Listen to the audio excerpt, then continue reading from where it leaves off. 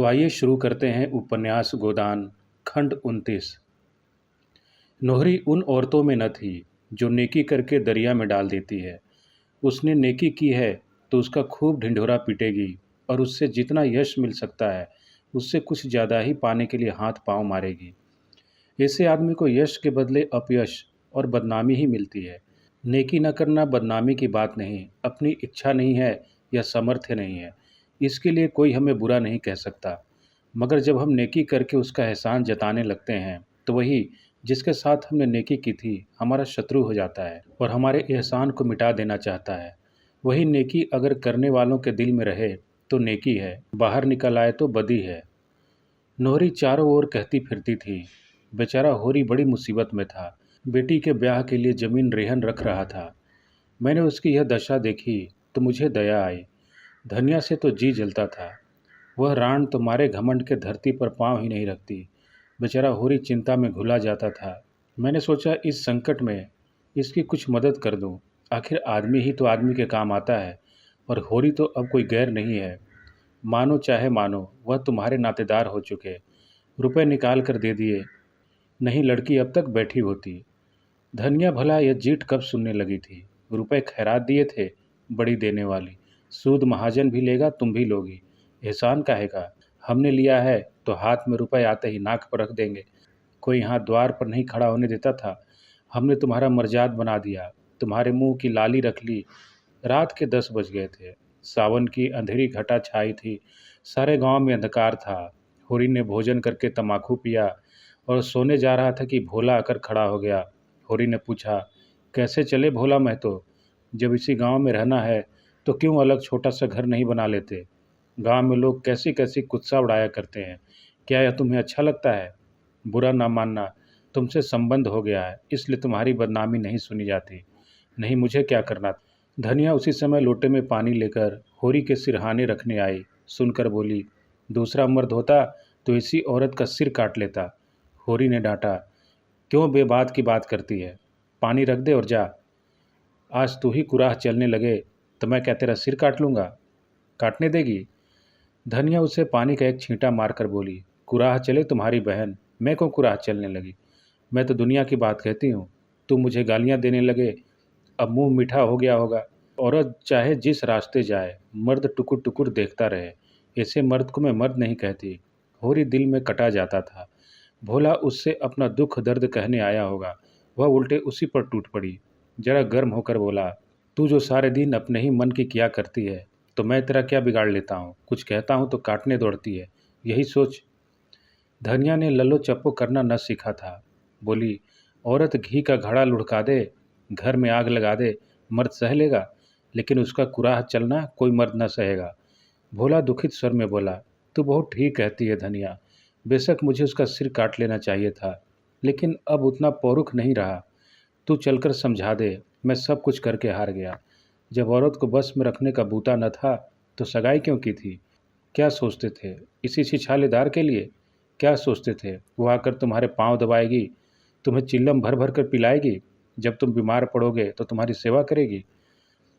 तो ऐसी वही औरत कर सकती है जिसने तुम्हारा साथ जवानी का सुख उठाया हो। मेरी समझ में यह नहीं आता कि तुम उसे देखकर लट्टू कैसे हो गए। कुछ देखभाल तो कर लिया होता कि किस स्वभाव की है, किस रंग ढंग की है। तुम तो भूखे सियार की तरह टूट पड़े। अब तो तुम्हारा धर्म यही है कि गड़ासे से उसका सिर काट लो, फांसी ही तो पाओगे। फांसी इस छिछलेदार से अच्छी। भोला के खून में कुछ स्फूर्ति आई। बोला, तो तुम्हारी यही सलाह है? धनिया बोली, हाँ मेरी सलाह है। अब 105 वर्ष तो जियोगे नहीं, समझ लेना इतनी ही उम्र थी। होरी ने अब की जोर से फटकारा, चुप रह। बड़ी आई वहाँ से संतवनी बन के। जबरदस्ती चिड़िया तक तो पिंजरे में रहती नहीं, आदमी क्या रहेगा? तुम उसे छोड़ दो भोला और समझ लो मर गई। और जाकर अपने बाल बच्चों में आराम से रहो, 2 रोटी खाओ और राम का नाम लो। जवानी के सुख अब गए। वह औरत चंचल है, बदनामी और जलन के सिवा तुम उससे कोई सुख न पाओगे। भोला नोहरी को छोड़ दे, असंभव। नोहरी इस समय भी उसकी ओर रोष भरी आंखों से तरेरती हुई जान पड़ती थी। लेकिन नहीं, भोला अब उसे छोड़ ही देगा। जैसा कर रही है उसका फल भोगे। आंखों में आंसू आ गए। बोला, होरी भैया, इस औरत के पीछे जितनी सांसत हो रही है मैं ही जानता हूँ। इसी के पीछे कामता से मेरी लड़ाई हुई। बुढ़ापे में यह दाग भी लगना था, वह लग गया। मुझे रोज़ ताना देती है कि तुम्हारी तो लड़की निकल गई। मेरी लड़की निकल गई चाहे भाग गई, लेकिन अपने आदमी के साथ तो पड़ी है। उसके सुख दुख के साथिन तो है। उसकी तरह तो मैंने औरत ही नहीं देखी। दूसरों के साथ तो हंसती है, मुझे देखा तो कुप्पे सा मुँह फुला लिया। मैं गरीब आदमी ठहरा, 3-4 आने रोज़ की मजूरी करता हूँ। दूध दही मांस मछली रबड़ी मलाई कहाँ से लाऊं? भोला यहाँ से प्रतिज्ञा करके अपने घर गए।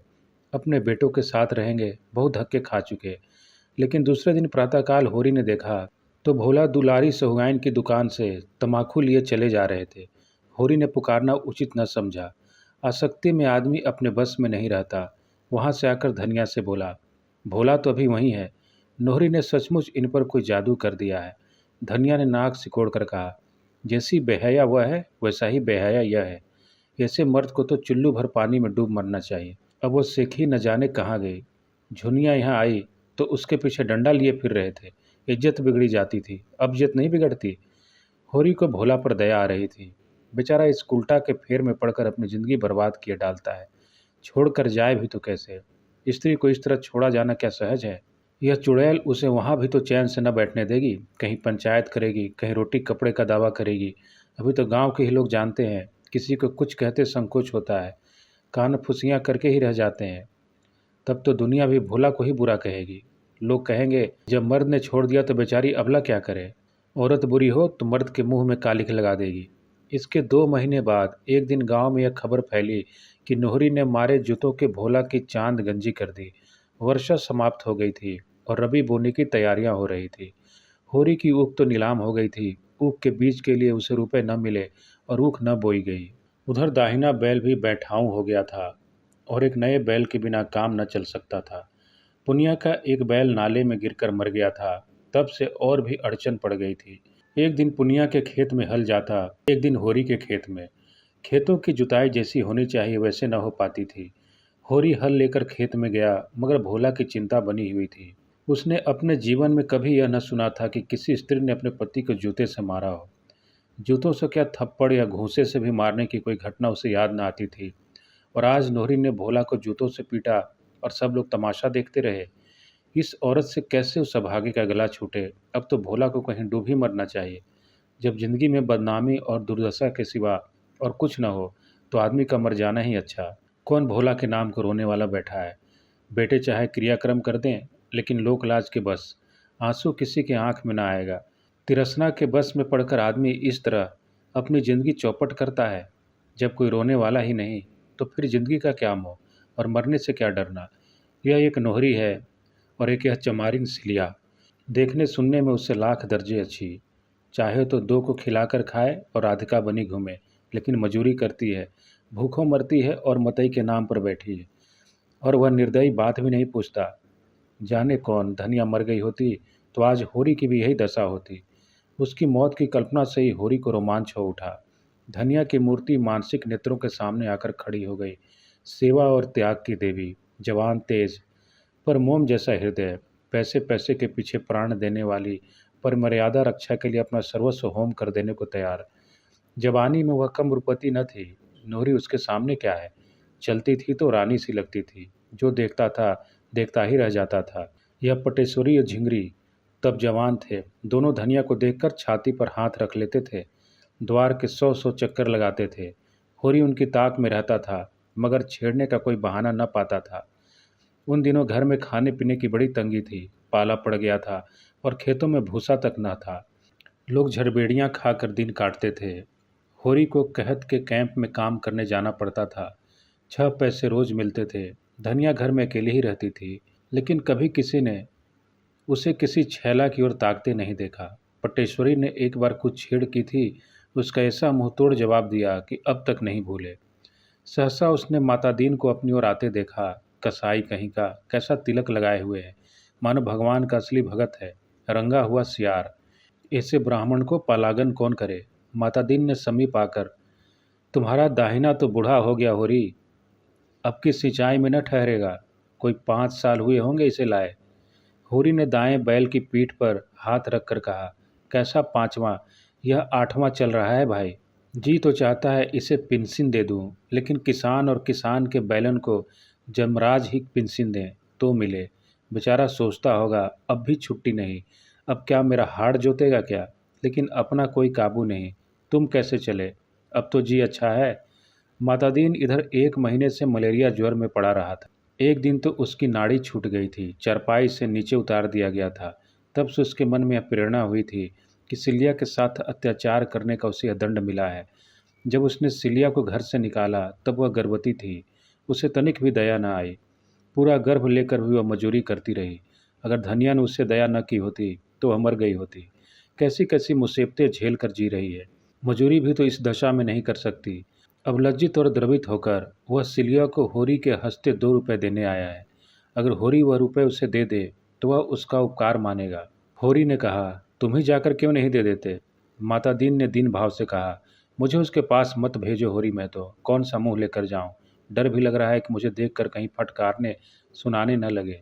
तुम मुझ पर इतनी दया करो, अभी मुझसे चला नहीं जाता, लेकिन इसी रुपए के लिए एक जजमान के पास कोस भर दौड़ा गया था। अपनी करनी का बहुत फल भोग चुका। इस बहमनई का बोझ अब नहीं उठाए उठता। लुक छिप कर चाहे जितना कुकर्म करो, कोई नहीं बोलता।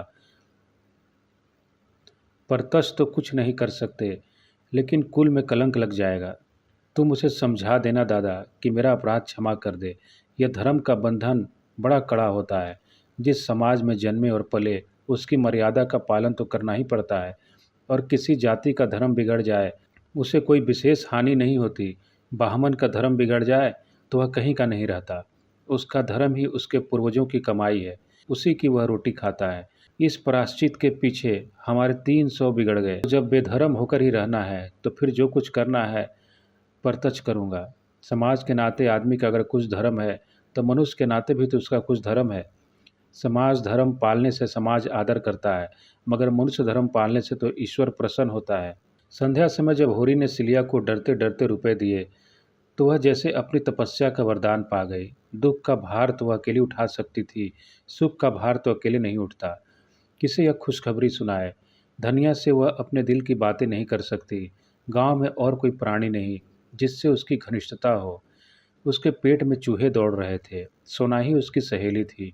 सिलिया उससे मिलने के लिए आतुर हो गई। रात भर कैसे सब्र करे। मन में एक आंधी सी उठ रही थी। अब वह अनाथ नहीं है। माता दीन ने उसकी बाँह फिर पकड़ ली। जीवन पथ में उसके सामने अब अंधेरी विकराल मुख वाली खाई नहीं है। लहलहाता हुआ हरा भरा मैदान है जिसमें झरने गा रहे हैं और हिरन कुलेलें ले रहे हैं। उसका रूठा हुआ स्नेह आज उन्मत्त हो गया है। माता दीन को उसने मन में कितना पानी पी पी कर कोसा था।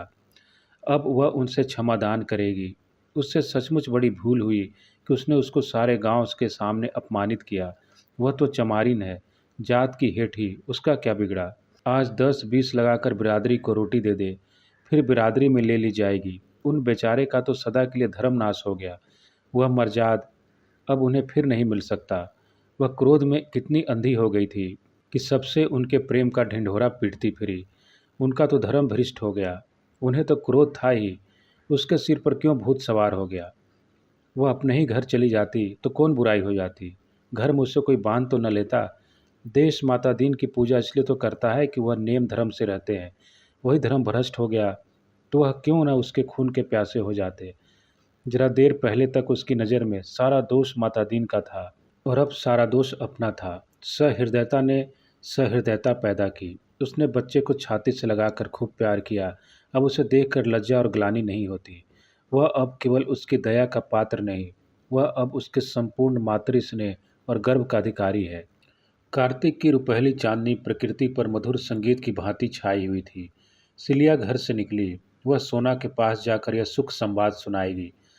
अब उससे नहीं रहा जाता। अभी तो सांझ हुई है, डोंगी मिल जाएगी। वह कदम बढ़ाती हुई चली।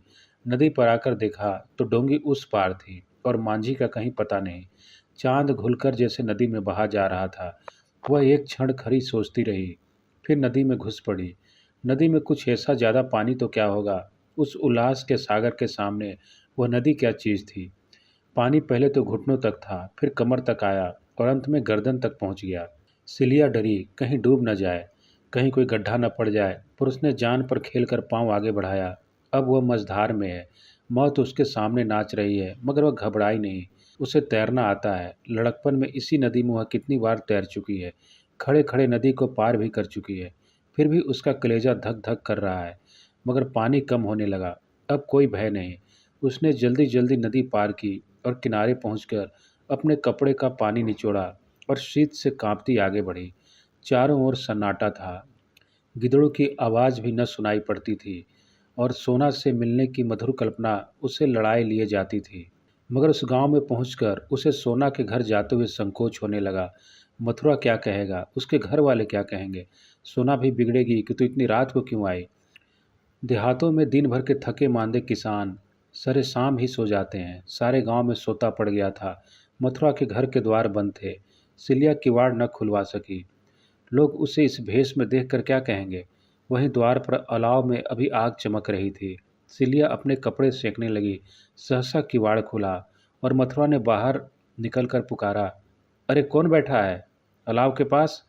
सिलिया ने जल्दी से अंचल सिर पर रख लिया और समीप आकर बोली, मैं हूँ सिलिया। सिलिया, इतनी रात गए कैसे आई? वहाँ सब कुशल तो है? हाँ सब कुशल है। जी घबरा रहा था, सोचा चलो सबसे भेंट करती आऊँ। दिन को तो छुट्टी नहीं मिलती। तो क्या नदी थाह कर आई है? और कैसे आती, पानी कम न था। मथुरा उसे अंदर ले गया। बरूठे में अंधेरा था। उसने सिलिया का हाथ पकड़कर अपनी ओर खींचा। सिलिया ने झटके से हाथ छुड़ा लिया और रोष से बोली, देखो मथुरा, छिड़े हुए तो मैं सोना से कह दूंगी। तुम मेरे छोटे बहनोई हो, यह समझ लो। मालूम होता है सोना से मन नहीं पड़ता। मथुरा ने उसकी कमर में हाथ डालकर कहा, तुम बहुत निष्ठुर हो सिलो। इस वक्त कौन देखता है? क्या इसलिए सोना से सुंदर हूँ? अपने भाग नहीं बखानते हो। ऐसी इंद्र की परी पा गए, अब भौरा बनने का मन चला है। उससे कह दूं तो तुम्हारा मुंह न देखे। मथुरा लंपट नहीं था। सोना से उसे प्रेम भी था। इस वक्त अंधेरा और एकांत और सिलिया का यौवन देखकर उसका मन चंचल हो उठा था। यह तंबीह पाकर होश में आ गया। सिलिया को छोड़ता हुआ बोला, तुम्हारे पैरों पड़ता हूँ सिल्लो, उससे न कहना। अभी जो सजा चाहो दे लो। सिल्लो को उस पर दया आ गई। धीरे से उसके मुंह पर चपत जमा कर बोली, इसकी सजा यही है कि फिर मुझसे शरारत न करना और न किसी से करना, नहीं सोना तुम्हारे हाथ से निकल जाएगी। मैं कसम खाता हूँ सिल्लो, अब कभी ऐसा न होगा। उसकी आवाज़ में याचना थी। सिल्लो का मन आंदोलित होने लगा। उसकी दया सरस होने लगी। और जो करो, तुम जो चाहो करना। सिलो का मुंह उसके मुंह के पास आ गया और दोनों की सांस और आवाज़ और देह में कंपन हो रहा था। सहसा सोना ने पुकारा, किससे बातें करते हो वहाँ? सिल्लो पीछे हट गई। मथुरा आगे बढ़कर आंगन में आ गया और बोला, सिल्लो तुम्हारे गांव से आई है। सिल्लो भी पीछे पीछे आकर आंगन में खड़ी हो गई। उसने देखा सोना यहाँ कितने आराम से रहती है। वो सारी में खाट है, उस पर सुजनी का नर्म बिस्तर बिछा हुआ है, बिल्कुल वैसा ही जैसा माता दीन की चरपाई पर बिछा रहता था। तकिया भी है, लिहाफ भी है। खाट के नीचे लोटे में पानी रखा हुआ है। आंगन में ज्योत्सना ने आईना सा बिछा रखा है। एक कोने में तुलसी का चबूतरा है। दूसरी ओर ज्वार के ठेठों के कई बोझ दीवार से लगा कर रखे हैं। बीच में पुआलों के गड्ढे हैं। समीप ही ओखल है जिसके पास कूटा हुआ धान पड़ा हुआ है। खपरेल पर लौकी की बेल चढ़ी हुई है और कई लौकियां ऊपर चमक रही हैं। दूसरी ओर की ओसारी में एक गाय बंधी हुई है। इस खंड में मथुरा और सोना सोते हैं और लोग दूसरे खंड में होंगे। सिलिया ने सोचा, सोना का जीवन कितना सुखी है। सोना उठकर आंगन में आ गई थी, मगर सिलो से टूटकर गले नहीं मिली। सिलो ने समझा, शायद मथुरा के खड़े रहने के कारण सोना संकोच कर रही है, या कौन जाने उसे अब अभिमान हो गया हो। सिलो चमारिन से गले मिलने में अपना अपमान समझती हो। उसका सारा उत्साह ठंडा पड़ गया। इस मिलन से हर्ष के बदले उसे ईर्ष्या हुई। सोना का रंग कितना खुल गया है और देह कैसी कंचन की तरह निखर गई है। गठन भी सुडौल हो गया है। मुख पर गृहिणीत्व की गरिमा के साथ युवती की साहस छवि भी है। सिलो एक क्षण के लिए जैसे मंत्रमुग्ध से खड़ी ताकती रह गई। यह वही सोना है जो सूखी सी देह लिए झोंटे खोले इधर उधर दौड़ा करती थी। महीनों सिर में तेल न पड़ता था। फटे चिथड़े लपेटे फिरती थी। आज अपने घर की रानी है। गले में हौसली और हुमेल है। कानों में करण फूल और सोने की बलियां, हाथों में चांदी के चूड़े और कंगन, आंखों में काजल है, मांग में सिंदूर। सिलिया के जीवन का स्वर्ग यही था और सोना को वहां देखकर वह प्रसन्न हुई। इसे कितना घमंड हो गया है। कहाँ सिलिया के गले में बाहें डाल घास छिलने जाती थी और आज सीधे ताकती भी नहीं। उसने सोचा था सोना उसके गले लिपट कर जरा सा रोएगी, उसे आदर से बैठाएगी, उसे खाना खिलाएगी और गांव और घर की सैकड़ों बातें पूछेगी और अपने नए जीवन के अनुभव बयान करेगी। सुहाग रात और मधुर मिलन की बातें होंगी और सोना के मुंह में दही जमा हुआ है, वह यहाँ आकर पछताई। आखिर सोना ने रुखे स्वर में पूछा, इतनी रात को कैसे चली सिलो? सिलो ने आंसुओं को रोकने की चेष्टा करके कहा, तुमसे मिलने को बहुत जी चाहता था, इतने दिन हो गए, भेंट करने चली आई। सोना का स्वर और कठोर हुआ, लेकिन आदमी किसी के घर जाता है तो दिन को, इतनी रात गए? वास्तव में सोना को उसका आना बुरा लग रहा था। वह समय उसकी प्रेम कीड़ा और हास विलास का था। सिलो ने उसमें बाधक होकर जैसे उसके सामने से परोसी हुई थाल खींच ली थी। सिलो निसंग सी भूमि की ओर ताकती रही थी। धरती क्यों नहीं फट जाती और वह उसमें समा क्यों नहीं जाए? इतना अपमान! उसने अपने इतने ही जीवन में बहुत अपमान सहा था, बहुत दुर्दशा देखी थी, लेकिन आज यह फांस जिस तरह उसके अंतःकरण में चुभ गई, वैसी कभी कोई बात न चुभी। गुड़ घर के अंदर मटकों में बंद रखा हो तो कितना ही मूसलाधार पानी बरसे, कोई हानि नहीं होती, पर जिस वक्त वह धूप में सूखने के लिए बाहर फैलाया गया हो, उस वक्त तो पानी का एक छींटा भी उसका सर्वनाश कर देगा। सिलिया के अंतःकरण की सारी कोमल भावनाएं इस वक्त मुंह खोले बैठी हुई थी कि आकाश से अमृत वर्षा होगी। वर्षा क्या, अमृत के बदले विष। और सिलिया के रोम रोम में दौड़ गया। सर्पदंश के समान लहरें आईं। घर में उपवास करके सो रहना और बात है, लेकिन पंगत से उठा दिया जाना तो डूब मरने की बात है। सिलिया को यहाँ एक क्षण ठहरना भी असहाय हो गया, कोई जैसे उसका गला दबाए हुए हो। वह कुछ न पूछ सकी सोना के मन में क्या है। यह वह भांप रही थी, वह बॉम्बे में बैठा हुआ सांप कहीं बाहर न निकल आए, इसके पहले ही वह वहां से भाग जाना चाहती थी। कैसे भागे, क्या बहाना करे, उसके प्राण क्यों नहीं निकल जाते? मथुरा ने भंडारी की कुंजी उठा ली थी कि सिलिया के जलपान के लिए कुछ निकाल लाए। कर्तव्य विमूढ़ सा खड़ा था। इधर सिल्लो की सांसें टंगी हुई थी, मानो सिर पर तलवार लटक रही हो। सोना की दृष्टि में सबसे बड़ा पाप किसी पुरुष का पर स्त्री और स्त्री का पर पुरुष की ओर ताकना था। इस अपराध के लिए उसके यहाँ कोई क्षमा न थी। चोरी, हत्या, जाल, कोई अपराध इतना भीषण न था। हंसी दिल लगी को वह बुरा न समझती थी, अगर खुले हुए रूप हों। लुके छिपे की हंसी दिल लगी को भी वह हे समझती थी। छुटपन से तो वही बहुत सी रीति की बातें जानने और समझने लगी थी। होरी को जब भी हाट से घर पर आने में देर होती थी और धनिया को पता लग जाता था कि वह दुलारी सेवगान की दुकान पर गया था, चाहे तमाकू लेने ही क्यों न गया हो, तो वह कई कई दिन तक होरी से न बोलती थी और न घर का काम करती थी। एक बार इसी बात पर वह अपने नैहर भाग गई थी। यह भावना सोना में और तीव्र हो गई थी। जब तक उसका विवाह न हुआ था यह भावना उतनी बलवान न थी, पर विवाह हो जाने के बाद तो उसने व्रत का रूप धारण कर लिया था। इससे स्त्री पुरुषों की अगर खाल भी खींच ली जाती तो उसे दया न आती। प्रेम के लिए दाम्पत्य के बाहर उसकी दृष्टि में कोई स्थान न था। स्त्री पुरुष का एक दूसरे के साथ जो कर्तव्य है, इसी को वह प्रेम समझती थी। फिर सिल्लो से तो उसका बहन का नाता था। सिल्लो को वह प्यार करती थी, उस पर विश्वास करती थी। वही सिलो आज उससे विश्वासघात कर रही है। मथुरा और सिलो में अवश्य पहले से साठ गांठ होगी। मथुरा उससे नदी के किनारे या खेतों में मिलता होगा और आज वह इतनी रात गए नदी पार करके इसलिए आई है। अगर उसने इन दोनों की बातें सुन न ली होती तो उसे खबर तक न होती। मथुरा ने प्रेम मिलन के लिए यही अवसर सबसे अच्छा समझा होगा।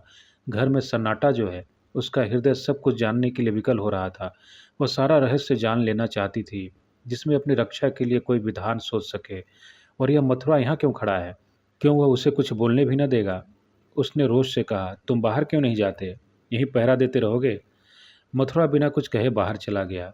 उसके प्राण सूखे जाते थे कि कहीं सिलो सब कुछ कह न डाले, और सिलो के प्राण सूखे जाते थे कि वो लटकती हुई तलवार सिर पर गिरना चाहती है। तब सोना ने बड़ी गंभीर स्वर में सिलो से पूछा, देखो सिलो, मुझे साफ साफ बता दो, नहीं मैं तुम्हारे सामने यहीं गर्दन पर गड़ासा मार लूँगी। फिर तुम मेरी सौत बनकर राज करना। देखो गड़ासा वह सामने पड़ा है, एक म्यान में दो तलवारें नहीं रह सकती। उसने लपक कर सामने आंगन में पड़ा गड़ासा उठा लिया और उसे हाथ में लिए। फिर बोली, यह मत समझना कि मैं खाली धमकी दे रही हूँ। क्रोध में मैं क्या कर बैठूं नहीं कह सकती, साफ साफ बता दे। सिलिया कांप उठी। एक एक शब्द उसके मुंह से निकल पड़ा, मानो ग्रामोफोन में भरी हुई आवाज़ हो। वह एक शब्द भी न छिपा सकी। सोना के चेहरे पर भीषण संकल्प खेल रहा था, मानो खून सवार हो। सोना ने उसकी ओर बर्छी किसी चुभने वाली आंखों से देखा और मानो कटार का आघात करती हुई बोली, ठीक ठीक कहती हो। बिल्कुल ठीक, अपने बच्चे की कसम। कुछ छिपाया तो नहीं? अगर मैंने रत्ती भर छिपाया हो तो मेरी आंखें फूट जाए। तुमने उस पापी को लात क्यों नहीं मारी? उसे दांत क्यों नहीं काट लिया? उसका खून क्यों नहीं पी लिया? चिल्लाई क्यों नहीं? सिलो क्या जवाब दे। सोना ने उन्मादनी की भांति अंगारे की सी आंखें निकाल कर कहा, बोलती क्यों नहीं? क्यों तूने उसकी नाक दांतों से नहीं काट ली? क्यों नहीं दोनों हाथों से उसका गला दबा दिया? तब मैं तेरे चरणों पर सिर झुकाती। अब तो तुम मेरी आंखों में हरजाई हो। निरी बेसवा, अगर यही करना था तो माता दीन का नाम क्यों कलंकित कर रही है? क्यों किसी को लेकर नहीं बैठ जाती? क्यों अपने घर नहीं चल गई? यही तो तेरे घर वाले चाहते थे। तू उपले और घास लेकर बाजार जाती, वहाँ से रुपए लाती और तेरा बाप बैठा उसी रुपए की ताड़ी पीता। फिर क्यों उस ब्राह्मण का अपमान कराया? क्यों उसकी आबरू का बट्टा लगाया? क्यों सतवंती बन बैठी हो? जब अकेले नहीं रहा जाता तो किसी से सगाई क्यों नहीं कर लेती? क्यों नदी तालाब में नहीं डूब मरती? क्यों दूसरों के जीवन में विष घोलती है? आज मैं तुमसे कह देती हूँ कि अगर इस तरह दोबारा फिर बात हुई और मुझे पता लगा तो हम तीनों में से एक भी जीते न रहेंगे। बस अब मुंह में कालिख लगाकर जाओ। आज से मेरे और तुम्हारे बीच में कोई नाता नहीं रहा। सिल्लो धीरे से उठी और संभल कर खड़ी हुई। जान पड़ा उसकी कमर टूट गई है। एक क्षण साहस बटोरती रही, किंतु अपनी सफाई में कुछ सूझ न पड़ा। आंखों के सामने अंधेरा था, सिर में चक्कर, कंठ सूख रहा था और सारी देह सुन्न हो गई थी, मानो रोम छिद्रों से प्राण उड़े जा रहे हों। एक एक पग इस तरह रखती हुई मानो सामने गड्ढा है, वह बाहर आई और नदी की ओर चली। द्वार पर मथुरा खड़ा था, बोला, इस वक्त कहाँ जाती हो सिलो? सिलो ने कोई जवाब न दिया। मथुरा ने भी फिर कुछ न पूछा। वही रुपहली चांदनी अब भी छाई हुई थी। नदी की लहरें अब भी चांद की किरणों में नहा रही थीं और सिलो विक्षिप्त सी स्वप्न छाया की भांति नदी में चली जा रही थी। उपन्यास गोदान का आगे का भाग खंड 30 में